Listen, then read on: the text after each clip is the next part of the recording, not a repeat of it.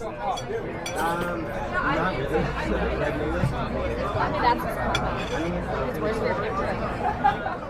Welcome to part 3 of the jobs module. Up until now, we have focused on your research and preparation.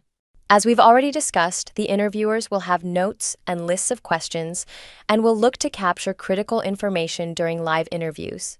This is your opportunity to make sure that they get the information that builds the impression you want them to have. And for that, you now have live interview crib notes.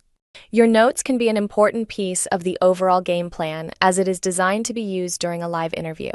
When used as a guide, it connects your preparation with your execution, making sure that you are able to deliver the message you want to send, and that means making sure that you don't forget important details. Believe me, that happens a lot. How many times have you come out of an interview and remembered some critical bit of detail that would have made a big difference and forgot to mention it? There is a lot going on and you have a lot to remember, but now it's too late to do anything about it. This is not only convenient for a video call, but it would not be unusual to bring a laptop or tablet to an in-person interview since organized people tend to work from notes.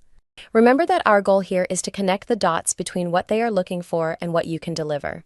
As covered in Section 2, you already have a journal as part of a job entry record, but a lot of that information is part of your research and assessment of the position.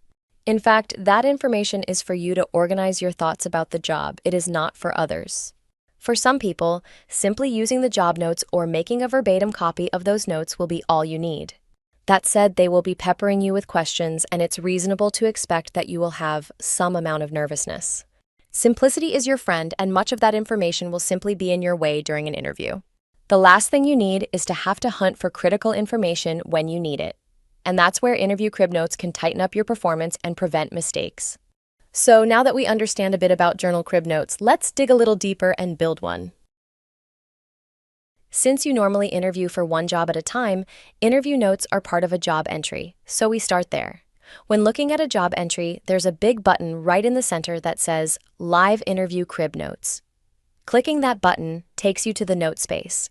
You will notice immediately that it has a simple and clean design that is free of distractions. It is no longer about every other job you might consider. Instead, it is about only this one job as if it is the only one in the world. The interface is simple with the job title and the company name is right at the top. There is a dedicated journal ready for your crib notes, and depending on whether you provided the information in the job description, there will be buttons to the original job listing and location map. You will have the same block of expanding contacts, but you always have the ability to add anything else to your journal note for quick reference. Your interview journal notes will be different from the job research notes in that some things get dropped and new things get added. For example, your general assessment and job strategy would not be shared during an interview. However, where you have mapped specific job requirements to your experience, that information would be very important since you are delivering precisely the information they want in a way that you want them to have. At the same time, they will be impressed with your discipline, readiness, and organization. That might make up the bulk of your interview notes, but there is at least one more section that you will definitely want to include.